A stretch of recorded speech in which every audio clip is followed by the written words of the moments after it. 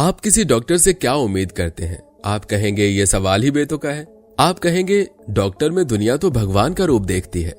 लेकिन आपको जानकर आश्चर्य होगा कि एक डॉक्टर ऐसा भी है जो भगवान नहीं बल्कि इस धरती का सबसे बड़ा शैतान है। इस डॉक्टर में भगवान नहीं हैवान बसता है। जी हाँ, इसने अब तक 100 से भी ज्यादा लोगों को जिंदा मारकर उसे मगरमच्छ का निवाला बना दिया है। इस डॉक्टर ने पुलिस के सामने खुद कबूल किया था कि वो 50 इंसानों का कत्ल करने के बाद शिकार की गिनती करना ही छोड़ दिया। ये किसी बीमार आदमी या किसी मरीज को अपना शिकार नहीं बनाया था, बल्कि हमारे और आपके बीच घूम रहे लोग ही इसका शिकार बनते थे। तो चलिए जानते हैं कि आखिर कौन है ये डॉक्टर और क्यों ये जिंदा लोगों को मारकर उसे मगरमच्छ का निवाला बना देता था और कैसे ये अपने इस कारनामे को अंजाम देता था। बस इसके लिए आप बने रहिए हमारे साथ वीडियो के अंत तक। दोस्तों, ये कहानी है एक ऐसे सीरियल किलर की जिसने 2002 से 2004 तक करीब 100 लोगों से ज्यादा लोगों की हत्या कर उन्हें मगरमच्छों का भोजन बना दिया था। जी हां, डॉक्टर से सीरियल किलर बनने वाले शख्स का नाम है देवेंद्र शर्मा। देवेंद्र शर्मा उत्तर प्रदेश के अलीगढ़ जिले स्थित पुरैनी गांव का रहने वाला है। सीरियल किलर देवेंद्र शर्मा को कुछ साल पहले ही क्राइम ब्रांच पुलिस ने पकड़ा था। वो किडनी केस में पिछले 16 साल से सजा काट रहा था और अब जमानत पर बाहर था। अलीगढ़ जिले के रहने वाले इस देवेंद्र शर्मा ने साल 1984 में आयुर्वेदिक मेडिसिन में अपनी ग्रेजुएशन पूरी की थी। आयुर्वेदिक मेडिसिन में ग्रेजुएशन पूरी करने के बाद देवेंद्र शर्मा ने राजस्थान में क्लिनिक खोल लिया। फिर 1994 में उसने गैस एजेंसी के लिए एक कंपनी में 11 लाख का निवेश किया, लेकिन कंपनी अचानक गायब हो गई। फिर नुकसान के बाद उसने 1995 में फर्जी गैस एजेंसी खोल ली। शर्मा ने एक गैंग बनाया जो एलपीजी सिलेंडर लेकर जाते ट्रकों को लूट लेता। उसके लिए वे लोग ड्राइवर को मार देते और ट्रक को भी कहीं ठिकाने लगा देते। उस दौरान उसने गैंग के साथ मिलकर करीब 24 मर्डर किए, लेकिन पुलिस उसको पकड़ नहीं पाई। इसके बाद देवेंद्र शर्मा 1994 में कुख्यात डॉक्टर अमित की किडनी ट्रांसप्लांट गिरोह में शामिल हो गया, जो कि गुड़गांव के किडनी कांड का मुख्य दोषी था। देवेंद्र शर्मा ने 1994 से 2004 के बीच कम से कम 125 अवैध किडनी ट्रांसप्लांट करने का दावा किया था, जिसके लिए उसे प्रति केस 5 से 7 लाख रुपए मिलते थे। डॉक्टर अमित और उनके सहयोगी नौकरी के बहाने पड़ोसी राज्य उत्तर प्रदेश के गरीब लोगों को लुभाते थे। फिर वो उन लोगों को किडनी निकालने के लिए 30,000 रुपए देने की पेशकश करता था। जो लोग विरोध करते थे उन्हें जबरन नशा देकर उनकी किडनी निकाल लेता था। उस वक्त इन किडनियों को United Kingdom, America, Canada, Greece और सऊदी अरब में ग्राहकों को बेचा गया था। इतना ही नहीं, देवेंद्र शर्मा ने इन सब के अलावा 3 और राज्यों को भी अपना निशाना बनाया था, जिनमें दिल्ली, हरियाणा और राजस्थान शामिल थे। दरअसल देवेंद्र शर्मा यहाँ टूरिस्ट बनकर कार किराए पर लेता था और किसी सुनसान रास्ते पर टैक्सी ड्राइवर को पीट पीट कर मार देता था। हत्या करने के बाद उनकी टैक्सी चोरी कर लेता था। वहीं चालक के शव को कासगंज स्थित जी हजारा नहर में मगरमच्छ के आगे फेंक दिया करता था। वहीं कैब को यूज्ड कार बताकर बेच दिया जाता था। देवेंद्र शर्मा को 2004 में पकड़ा गया और 16 साल जयपुर जेल में रहा। फिर अच्छे बर्ताव के लिए उसे जनवरी 2020 को 20 दिन की जमानत मिली, लेकिन वो भाग गया और अंडरग्राउंड हो गया। फिर वो दिल्ली के मोहन गार्डन में छिपकर रहने लगा। यहाँ वो एक बिजनेसमैन को चूना लगाने वाला था, लेकिन पुलिस को उसके यहाँ होने की भनक लगी और आखिर में उसे पकड़ लिया गया। फिर पूछताछ में देवेंद्र शर्मा ने एक चौंकाने वाली जानकारी दी। उसने बताया कि 50 कत्ल के बाद वो मर्डर की गिनती ही भूल गया था। अब उसने माना है कि अब तक वो 100 से ज्यादा लोगों की जान ले चुका है, जिसमें से ज्यादातर को उसने यूपी की एक नहर में मौजूद मगरमच्छ का खाना बना दिया था। पुलिस के मुताबिक आरोपी जयपुर सेंट्रल जेल में हत्या के आरोप में आजीवन कारावास की सजा भुगत रहा था। इसी दौरान पेरोल पर वो बाहर आया था, लेकिन वापस जेल नहीं लौटा।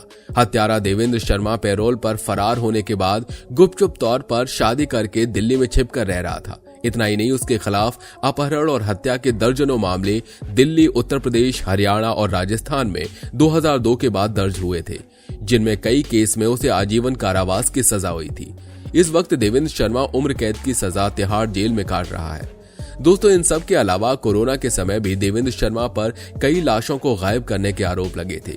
कुछ दिन पहले ही सोशल मीडिया पर एक पोस्ट काफी वायरल हो रहा था। इस पोस्ट में टाइम्स ऑफ इंडिया के एक आर्टिकल का लिंक दिया गया था। वहीं कैप्शन में लिखा गया था कि दिल्ली पुलिस ने एक ऐसे डॉक्टर को गिरफ्तार कर लिया है जिस पर 125 कोरोना वायरस मरीजों की किडनी चुराने का आरोप है। कैप्शन के मुताबिक जब इस डॉक्टर से पूछा गया कि उसने मारे गए मरीजों के शवों को कहां छिपाया, तो उसने बताया कि सभी शव उसने मगरमच्छ को खिला दिए।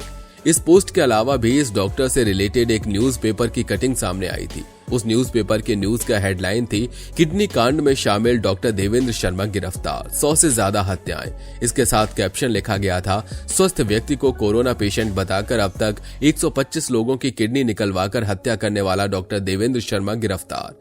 ऐसे न जाने कितने डॉक्टर हमारे बीच मौजूद हैं, जिससे हम लोगों को सतर्क रहना होगा और अपनों का ख्याल रखना होगा। हालांकि जब इन न्यूज पर रिसर्च किया गया तो पता चला कि serial killer doctor Devendra Sharma की गिरफ्तारी का कोरोना मरीजों की मौत से कोई लेना देना नहीं है। डॉक्टर देवेंद्र शर्मा लगभग पिछले 16 साल से इस केस में सजा काट रहा है। वहीं जनवरी के महीने में यह पैरोल पर बाहर आया था। 28 जनवरी को उसे 20 दिन के लिए जमानत मिली थी, लेकिन वो पुलिस की नजरों से बचकर अंडरग्राउंड हो गया, जिसके बाद 28 जुलाई को दिल्ली पुलिस ने उसे दोबारा गिरफ्तार किया। दोस्तों, ये कोई पहला डॉक्टर नहीं है जो अपने कर्तव्य को भूलकर एक सीरियल किलर बन गया। इसके अलावा भी कई और डॉक्टर्स हैं जो ऐसा काम अभी भी कर रहे हैं, जिसमें से एक नाम संतोष पाल का भी है। इसी संतोष पाल को लोग आज डॉक्टर डेथ के नाम से भी जानते हैं। इस डॉक्टर ने 5 महिलाएं और 1 पुरुष का कत्ल किया है। ये डॉक्टर महाराष्ट्र के सतारा जिले में डोम नामक जगह पर रहता था और वहीं पास में ही एक अस्पताल में काम करता था। साल 2016 में उसे मुंबई के दादर से गिरफ्तार किया गया था, जिसके बाद उसने कई चौंकाने वाले खुलासे किए थे, जिसे सुनकर पुलिस भी हैरान रह गई। संतोष इलाज के लिए आए मरीजों में से ऐसी महिला मरीजों को छांटता था जो बेसहारा या सामाजिक तौर पर अकेली होती थी। इलाज की शुरुआत में उनका यकीन जीतता और फिर एक दिन इलाज के दौरान एक इंजेक्शन दे देता था।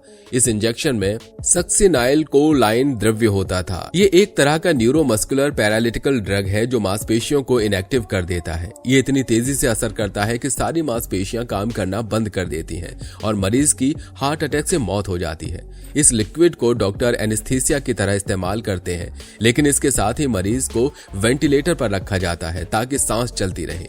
झोला छाप डॉक्टर और उसकी प्रेमिका नर्स ये बात जानते थे और इसी तकनीक का इस्तेमाल मारने के लिए करते थे। हालांकि जांच में ये सामने नहीं आ सका कि सन की डॉक्टर महिला मरीजों को मारता क्यों था। पहली बार जून 2016 में जब डॉक्टर संतोष को गिरफ्तार किया गया तो डॉक्टर ने चौंकाने वाला खुलासा किया। उसने बताया कि अब तक उसने कई मरीजों की हत्याएं की हैं, जिसमें से सारी की सारी मरीज औरतें ही थी। संतोष पाल इन औरतों को पहले किसी न किसी तरह से बरगलाता था, फिर उसे नशे का इंजेक्शन देकर मार देता था। किसी को लाश के सड़ने पर फैलने वाली गंध से शक न हो, इसके लिए संतोष ने अपने घर में मुर्गी फार्म खोल रखा था। मुर्गियों की तेज गंध में सड़ती लाश की गंध चली जाती थी। हत्या के बाद डॉक्टर जेसीबी बुलाकर फार्म हाउस में गड्ढा खुदवाता था और बताता कि उसे वहां नारियल का पेड़ लगाना है। लोगों के जाने के बाद रात में उस जगह लाश दफनाकर नारियल का पेड़ लगा दिया जाता था। हालांकि शक से बचने के लिए उसने एक और तरीका खोज रखा था।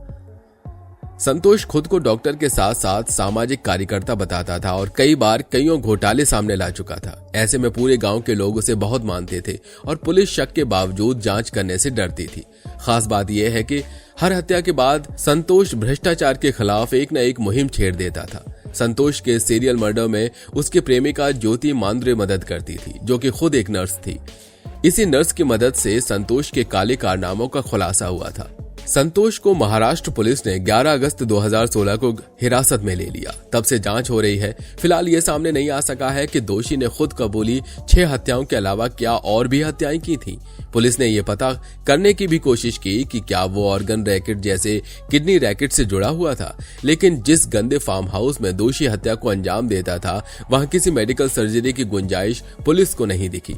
लाशों के साथ डॉक्टर के घर से ईसीजी मशीन, दवाएं और आरटीआई के कागज मिले, जिनमें वो भ्रष्टाचार के मामले पता लगाता था ताकि हत्याओं की अपनी सनक को सोशल वर्कर के रूप में छिपा सके।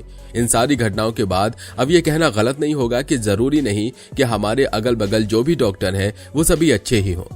हो सकता है कि उनमें से कुछ डॉक्टर्स ऐसे भी हों। इसलिए जब भी आप किसी डॉक्टर के पास जाएं, उससे पहले एक बार उसके बारे में अच्छे से पता जरूर कर लें।